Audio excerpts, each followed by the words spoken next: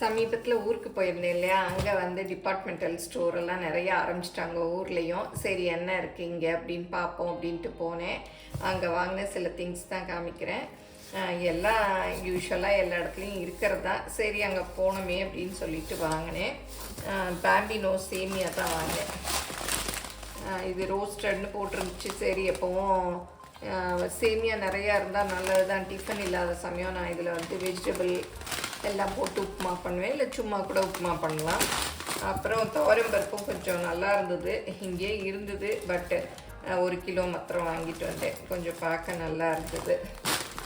அப்புறம் ஊரில் வந்து மதுரையிலேருந்து வரும், அதனால் எல்லாமே கொஞ்சம் நல்லா இருக்க மாதிரி இருக்கும். அப்புறம் சோயா சங்க்ஸ் இந்த குட்டி குட்டியாக இருக்குது பாருங்கள், இது வாங்கிட்டு வந்தேன்.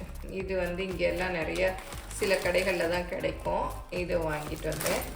அப்புறம் பெரிய சோயா சங்க்ஸு அதுவும் இருந்தது, அதுவும் வாங்கிட்டு வந்தேன். அப்புறம் தட்டைப்பயிறு ஊரில் கொஞ்சம் நல்லாயிருக்கும், காராமணின்னு சொல்லுவோம் இல்லையா, அது வாங்கினேன். அப்புறம் இந்த ஹார்லிக்ஸ் அங்கே வந்து ஊரில் போடுறதுக்காக இந்த மாதிரி பேக்கெட்ஸ் வாங்கினேன். ஏன்னா ஊரில் கொட்டி வச்சுட்டு வந்தோன்னா கட்டியாக போயிடும், அதனால் இந்த மாதிரி பேக்கெட் வாங்கிக்கிறது. அதில் மீதி இருந்தது தான் இது. அப்புறம் இந்த பேபி ஷாம்பு அங்கே ஆடி ஆஃபர் போயிட்டுருக்கு. அதுக்கு ஏதோ ஒரு 300 ருபீஸ் குறையுது அப்படின்னு சொன்னாங்க. வாங்கினா உங்களுக்கு அந்த ஆஃபர் கிடைக்கும்னு சரின்னு சொல்லிவிட்டு இந்த ஹிமாலயா பேபி ஷாம்பு தான் வாங்கினேன். ஏன்னா எப்போவும் நான் சீயக்காய் போட்டு தான் குளிப்பேன். சில சமயம் சில கிழமைகளில் வந்து நல்ல நாளில் எல்லாம் சீயக்காய் போட்டு குளிக்கக்கூடாதுன்னு சொல்லுவாங்க. அதுக்காக பேபி ஷாம்பு தான் வாங்கினேன். அது கொஞ்சம் மைல்டாக நல்லாயிருக்கும். இந்த பேபி சோப் கூட யூஸ் பண்ணேன், நல்லாயிருக்கு. அது ரெண்டும் ஏதோ ஆஃபர்னு போட்டிருந்தாங்க, அதுவும் வாங்கினேன். அப்புறம் கொஞ்சம் இது கவுனரிசி கொஞ்சம், அப்புறம் வந்து வெள்ளை கொண்டக்கடலை அதுலேயே சின்ன சைஸ் இருந்தது. எல்லாம் இங்கே கிடைக்கக்கூடியதான், சரி போகிறோமே வாங்கிக்கலாம் அப்படின்ட்டு. அப்புறம் உடைச்ச உளுந்து தாளிக்கிறதுக்கெல்லாம் இருக்கட்டும் அப்படின்ட்டு வாங்கினேன். அப்புறம் சும்மா சீரகம், சோம்பு, வெந்தயம் இதெல்லாம் கொஞ்சம் கொஞ்சம் வாங்கிட்டேன். இவ்வளோதான் அங்கே. சரி போனதுக்கு ஒரு குட்டி ஷாப்பிங் ஜிம் போகிற பிள்ளைங்களாம் ப்ரோட்டீன் சத்து நிறைஞ்ச ஃபுட்டு தான் சாப்பிடணும்னு சொல்லுவாங்க இல்லையா, அவங்களுக்கெல்லாம் இந்த சோயா மசாலா செஞ்சு கொடுங்க. இதை வந்து சாதத்து கூடயும் தொட்டு சாப்பிட்லாம், இல்லை சப்பாத்தி கூடயும் கொஞ்சம் கிரேவியாக எடுத்துக்கிட்டிங்கன்னா சப்பாத்தி கூட தொட்டு சாப்பிட்லாம், இல்லை வச்சு ரோல் பண்ணியும் சாப்பிட்லாம், ப்ரெட்டோடு சாப்பிட்லாம், எது கூட வேணாலும் சாப்பிட்லாம். ரொம்ப நல்லாயிருக்கும். இது எல்லோரும் செஞ்சு பாருங்கள். எப்படி வந்ததுன்னு உங்கள் கமெண்ட்ஸை சொல்லுங்கள். பிடிச்சிருந்தால் லைக் பண்ணுங்கள். எங்கள் சேனலை மறக்காமல் சப்ஸ்கிரைப் பண்ணுங்கள். ஃபேஸ்புக், இன்ஸ்டாகிராமில் அன்னம்ஸ் ரெசிபீஸை ஃபாலோ பண்ணுங்கள். இப்போ சோயாலாம் இதில் போட்டு வச்சிடலாம்.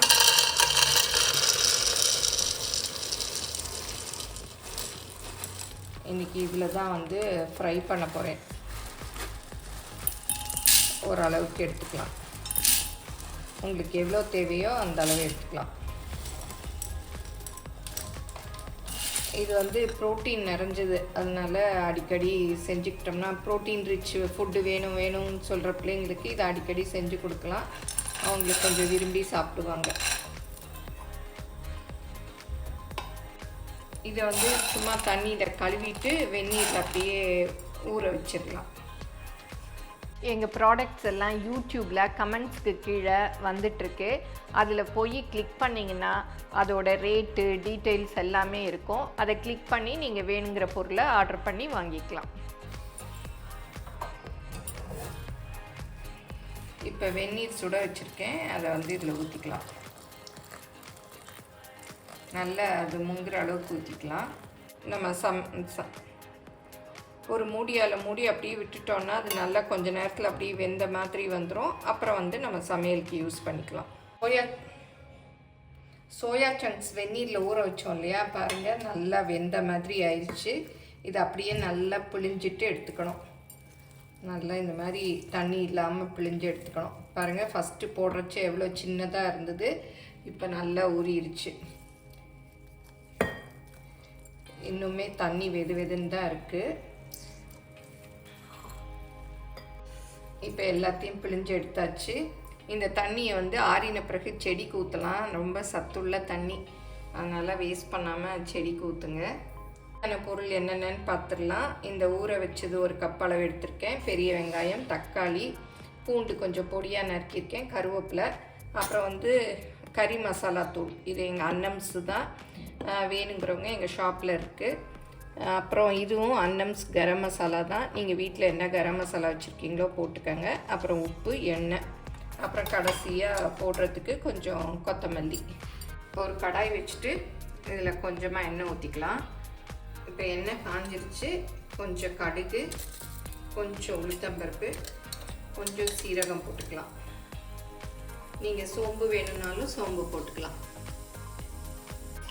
இப்போ கடுகு எல்லாம் பொரிஞ்சிருச்சு, உளுத்தம்பருப்பும் கொஞ்சம் செவந்துருச்சு. இப்போ வெங்காயம் போட்டுக்கலாம்.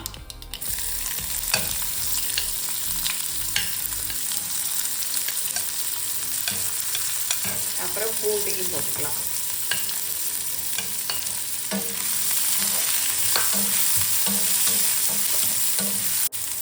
இப்போ கருவேப்பிலை கொஞ்சம் போட்டுக்கலாம்.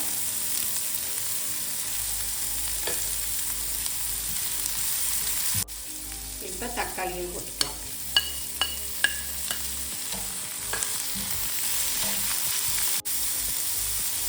உப்பு போட்டுக்கலாம். உப்பு போட்டால் தக்காளி வெங்காயம்லாம் சீக்கிரம் வதங்கிடும்.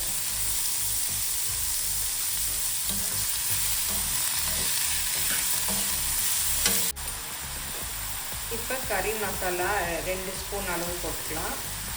கறி மசாலா இல்லாதவங்க சாம்பார் பொடி கூட போட்டுக்கலாம். அப்புறம் கரம் மசாலா அது இந்த சின்ன ஸ்பூனில் 1 ஸ்பூன், அதாவது 1/4 டீஸ்பூன் அளவு.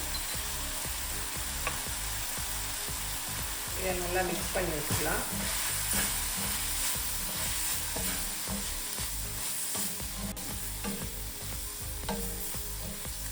வெங்காயம்லாம் நல்லா வதங்கணும்னு அவசியம் இல்லை, ஒரு அளவுக்கு வதங்கினா போதும்.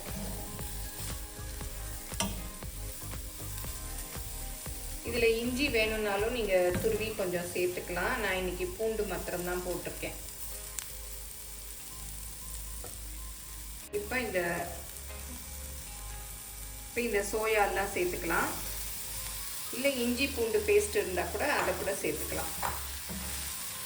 நல்லா மிக்ஸ் பண்ணி விட்டுருங்க. அடுப்பை வந்து சிம்மில் வச்சுக்கோங்க.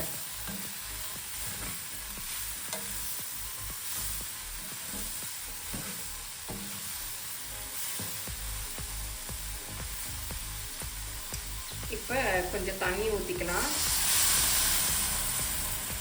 தண்ணி ஊற்றினா தான் இந்த மசாலாலாம் இந்த சோயா சங்க்ஸ்குள்ளே வந்து சேரும். அதனால் சும்மா நீங்கள் அப்படியே வேக வச்சிங்கன்னா சேராது. இந்த மாதிரி தண்ணி ஊற்றி நல்லா அது கொதிக்கிறச்சே தான் இந்த ஃப்ளேவர்ஸ் எல்லாம் இந்த சோயாக்குள்ளே இறங்கும். இப்போ அடுப்பை மீடியமில் வச்சு இந்த மூடி வேக விட்டுடலாம். பாருங்கள், நல்லா கொதி வந்துடுச்சு. இடையில இந்த மாதிரி மிக்ஸ் பண்ணி விட்டுறோம். அப்போ தான் வந்து எல்லாம் ஒன்றா வேகும்.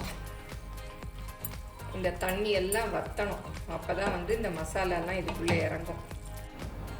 நீங்களும் சுவையாக சமைக்கணுமா? எங்கள் மசாலா பொடிகளை யூஸ் பண்ணி பாருங்கள். அதெல்லாம் வாங்கணுன்னா ஸ்க்ரீனில் வர்ற வெப்சைட்டுக்கும் வாட்ஸ்அப் நம்பருக்கும் போய் ஆர்டர் பண்ணிங்கன்னா நீங்கள் வேணுங்கிறத வாங்கிக்கலாம். இப்போ 10 நிமிஷம் ஆச்சு. பாருங்கள், நல்லா மலமலன்னு கொதிக்குது.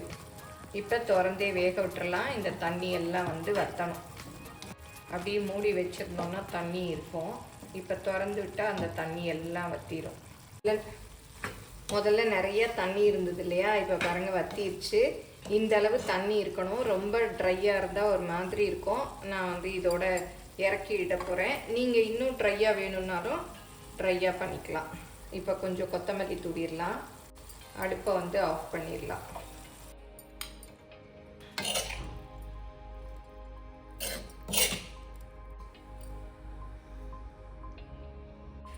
இந்த சோயா மசாலா இல்லை சோயா ஃப்ரை செய்கிறத பார்த்துருப்பீங்க. ரொம்ப ஈஸி இல்லையா?